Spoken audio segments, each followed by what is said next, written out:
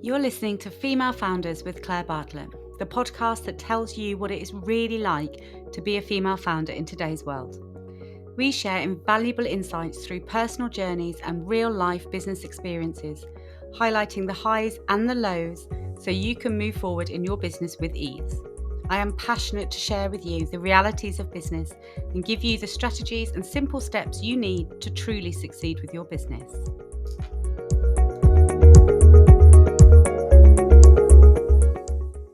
Today's episode is brought to you by Xero Accounting Software, a champion of female entrepreneurs and a proud sponsor of the Female Founders podcast. Managing your business finances can feel overwhelming, but Xero simplifies it all and gives you the power to keep your books in order and your mind on growth. Xero have offered an amazing 50% discount off your first 3 months with them to all our listeners. So if you'd like to take advantage of this amazing deal, then follow the link in the show notes today. But for now, let's jump into this week's episode. Hello, my lovelies, and welcome to another episode of the Female Founders podcast with me, Claire Bartlett. And today's episode is all me. There are no guests, it's just me. And I want to talk to you all about confidence. Now, this is one of the biggest pain points I know for new business owners and small business owners. It's learning to build that confidence in yourself, in your ability, in the work that you do, but also to present yourself and put yourself out there and become the face of your brand, and to get that visibility for yourselves that you truly deserve. So in today's episode, I want to give you some of the tried and tested tools that I've used in the past to build the confidence that I now have in myself. So to take you back a bit, when I first set up my business, my first step into business was nearly 10 years ago now. And at that point in my life, I had zero confidence in myself, sort of as a person, really, let alone as an entrepreneur. And taking that leap of faith into becoming self-employed was terrifying for me. And especially in the work that I was going to be doing meant that going regularly into new offices and work environments and working with, an array of new people constantly each week. And this was something that literally shook me to the core. Now, every time I had had a new job in the past, I would have physical reactions because of the nerves of going into that new office, that, the Sunday night dread of having to face all these new people and worry of what they would be thinking of me. I really, really struggled with these sorts of things back then. And so when I took that leap and went into self-employment, I had to really fake it until I made it. And every time I went into a new client meeting, I was filled with absolute dread that they would ask me a question that I couldn't answer, and then I would be, unveiled as a fraud, I suppose. And, such concern over what they would be thinking of me and feeling so judged about putting myself out there. And there was also the concern of what my friends and family would make of it, and whether they would be judging me and saying, God, I can't believe she thinks she can do this and that. So there was so much anxiety around that decision of becoming self-employed. But I knew that it was something that I had to try, and I knew that it was something that was the right decision for me and my family at that time. So I took the leap, and one of my most favorite sayings in life, and it really fits this point in my life, is feel the fear and do it anyway. And it really resonates with how I was feeling at that moment. I was absolutely petrified, but I knew I had to try this. I had to push myself and put myself out there. And so I did. And I've done so many things through those 10 years in business that have gradually helped me grow in confidence and believe in myself more and love myself more, and get to where I am today. So some of the things that I've used, you might laugh at, but I promise you, if you give them a go, they will work. There's a whole array of ideas in this episode for you tonight. But ultimately, in those early days where you do lack a bit of confidence, you have to sort of build yourself a bit of an armor. something that you can rely on that will help you in these situations where you might not be necessarily inside feeling that confident or that sure of yourself, but to the outside world, no one would ever tell. Some of the situations that I've been in through those years where internally I've been a mess, when I've spoken to people later on who were there, they had no idea of the internal turmoil that I was going through.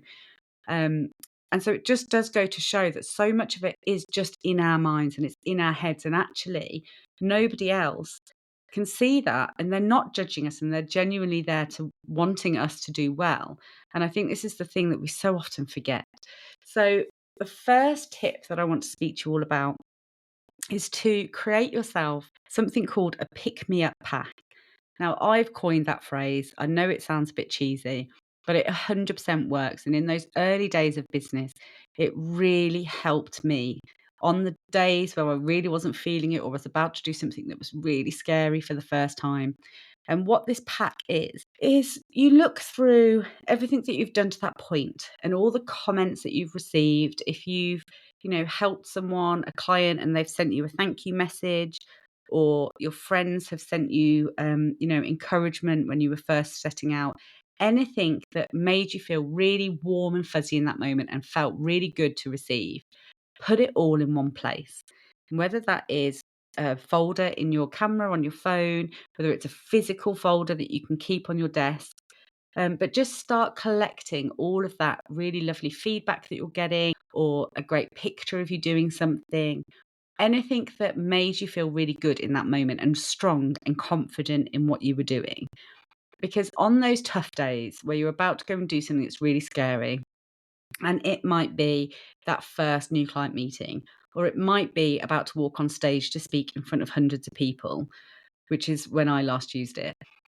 It can be at any point, but you pick it up, you scroll through it, you read all of the lovely things that have been said about you in the past, and it just gives you that.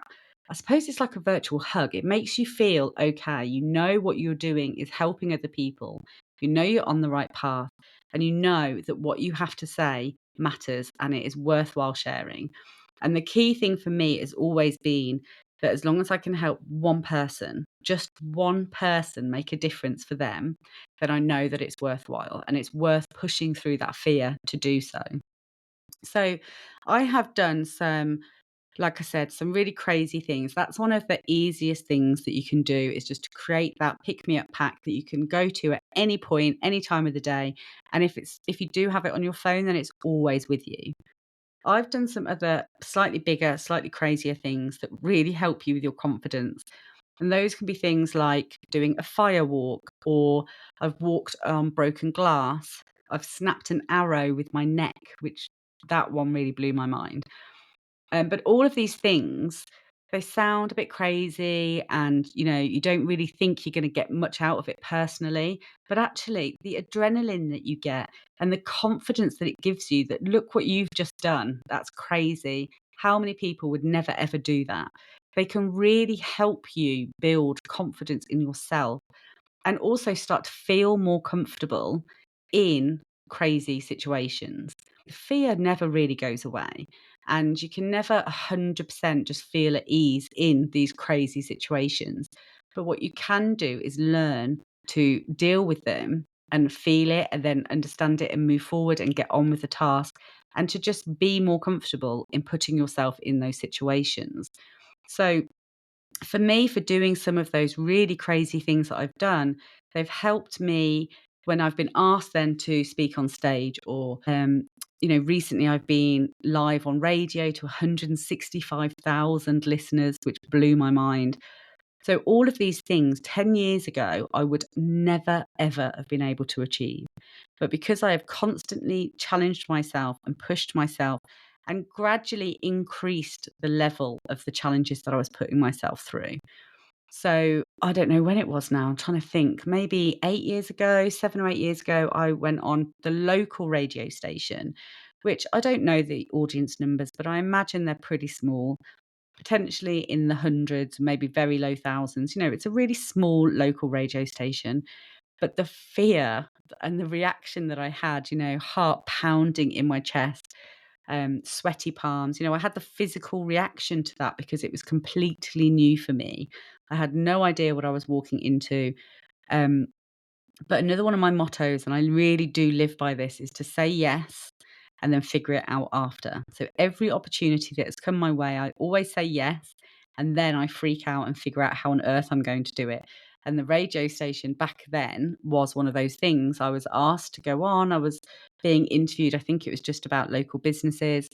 Um, and I was absolutely petrified. And I didn't really share with anyone that I was going to be on there because I didn't want it. Made it worse for me, actually, that people I knew might be listening, which is so strange. But yeah, I didn't really tell many people that I was doing it. And I went, and it probably wasn't that great. You can probably hear a bit of a shake in my voice, but I did it. And because I did that, and then I've gradually increased the levels of opportunities and situations I've put myself in, it's built itself to the point where I'm now speaking live to 165,000 people and not even batting an eyelid.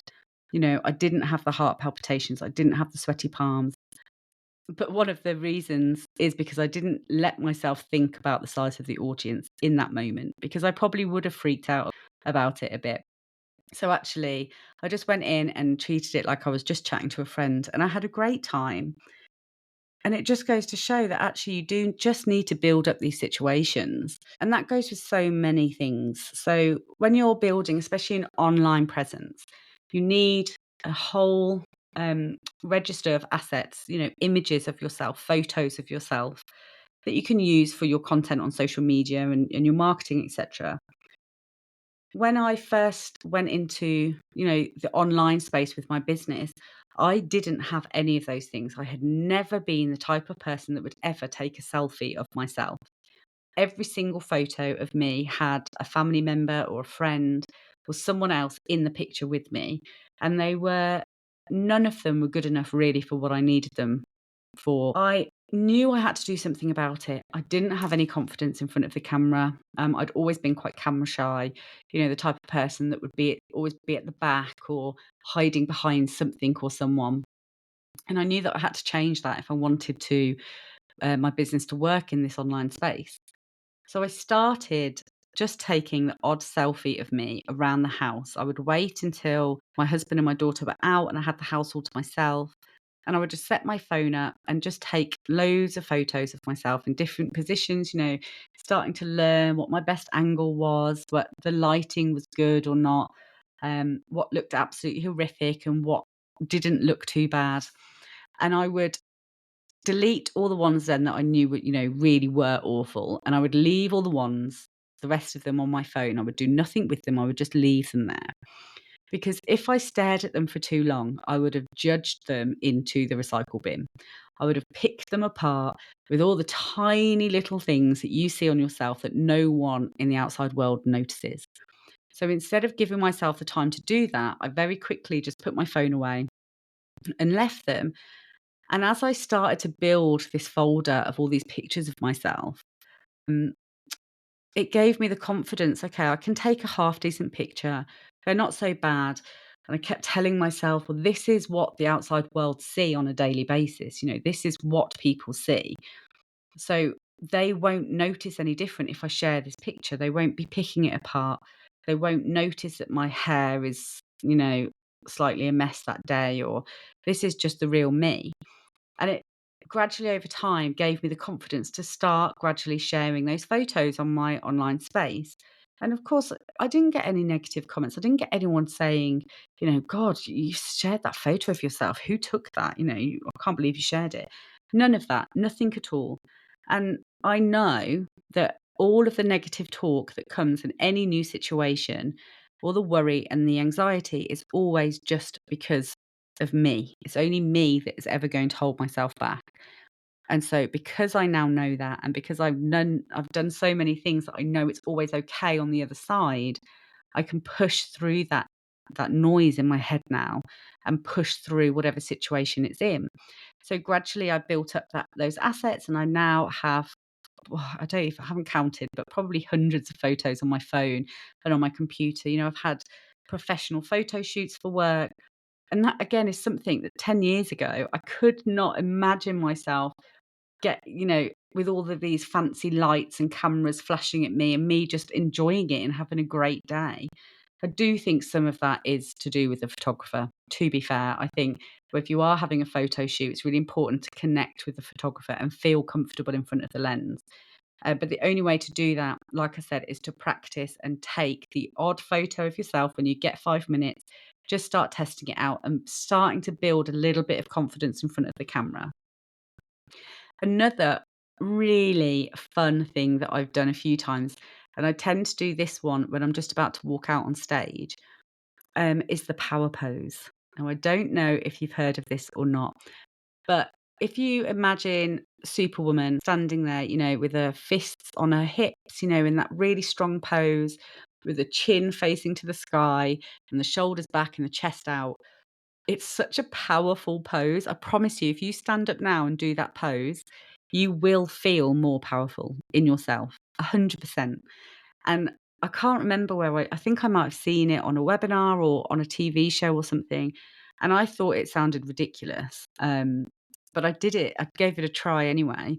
And honestly, it just fills you with, if you just need a little bit of fake confidence in a moment where you're about to go and do something and you're really struggling, just do that pose just for a couple of minutes, even 30 seconds if that's all the time that you've got, and just breathe into it. Close your eyes and breathe into it, and I promise you, you will feel better. Um, but yeah, ultimately, confidence is something that you can only get with time. You can't take a magic pill and wake up the next day and be uber confident.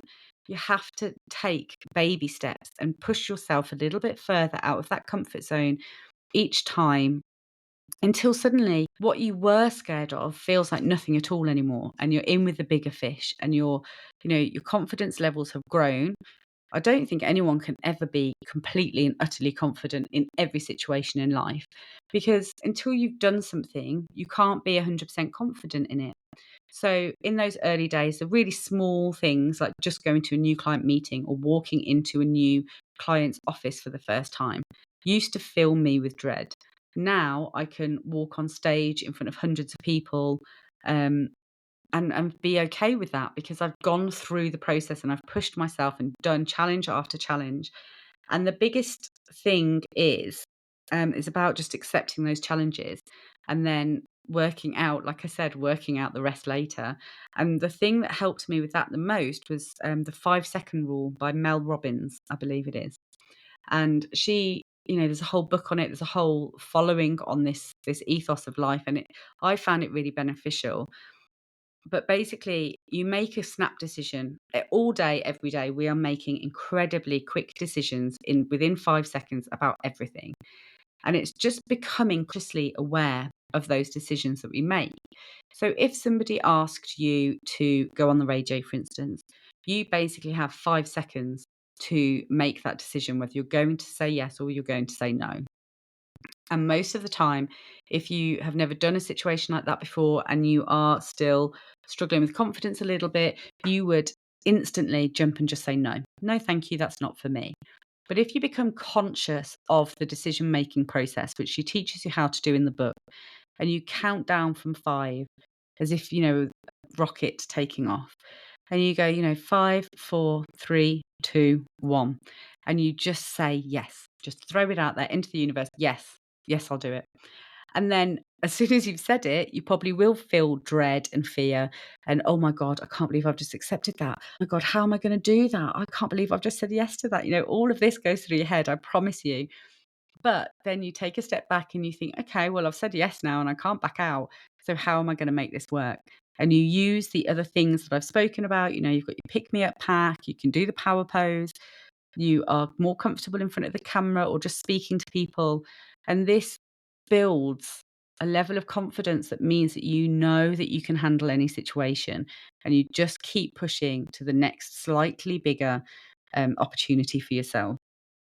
So I started, I think this is probably about 7 years ago now, a local networking group for women in business. And it meant that I had to lead the group, lead the sessions. They were in person sessions. And I will never, ever forget the first session. I had never been somebody who would speak in public. I would get nervous just speaking up when I was with 5 of my friends. Like, I was a really nervous person. And I suddenly complete strangers, I think there was about 10 women there, 10 came to the first event, and I had to stand up in front of 10 complete strangers and introduce myself and talk about this group and run the event. And I had possibly one of the strongest physical reactions that I've ever had. I was out of breath because, I don't know, then just I felt so nervous that I couldn't even breathe properly. My legs were shaking, I was sweating all over. Honestly awful, like, it's burnt into my brain how nervous I was in that situation. I will never, ever forget it. And I'm still in contact with some of the women that were in that room that day. Some of them are still clients of mine, turned out amazingly, but, it was a real push for me to do that day. But I asked them, a few months or a year down the line when, "Oh god, do you remember how nervous I was?" None of them picked up on the level of nerves. They said, "Yeah, we could tell your voice is a bit shaky."